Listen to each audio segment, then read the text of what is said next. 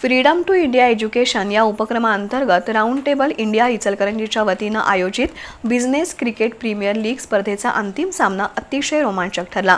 अंतिम लढतीत गतविजेत्या सीए ग्लॅडिएटर्स संघानं विजेतेपद पटकावलं तर ईटी ग्रुपला उपविजेतेपदावर समाधान मानावं लागलं। इचलकरंजीतील राऊंड टेबल इंडिया यांच्या वतीनं बिझनेस क्रिकेट प्रीमियर लीग स्पर्धेचं आयोजन करण्यात आलं होतं। स्पर्धेत 14 संघांनी सहभाग घेतला होता। सीए ग्लॅडिएटर्स आणि ईटी ग्रुप या संघांनी प्रतिस्पर्ध्यांवर मात करत स्पर्धेची अंतिम फेरी गाठली। अंतिम सामन्यात प्रथम फलंदाजी करताना ईटी ग्रुपनं 4 बाद 87 धावा केल्या। प्रत्युत्तरात सीए ग्लॅडिएटर्स संघानं 7 षटकात 88 धावा करत विजय मिळवला। संघाच्या विजयात मोलाचा वाटा उचलणाऱ्या सीए जय बोरा याला मॅन ऑफ द मॅच म्हणून घोषित करण्यात आलं। त्यानं 22 चेंडूत 10 चौकार 6 षटकारसह नाबाद 52 धावा केल्या।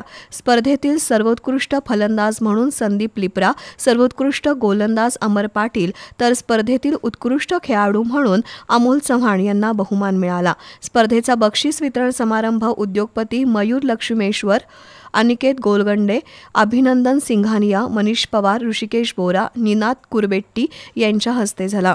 स्पर्धेतून जमा झालेल्या निधीतून शाळांसाठी वर्गखोल्या आणि स्वच्छतागृह बांधली जाणार आहेत।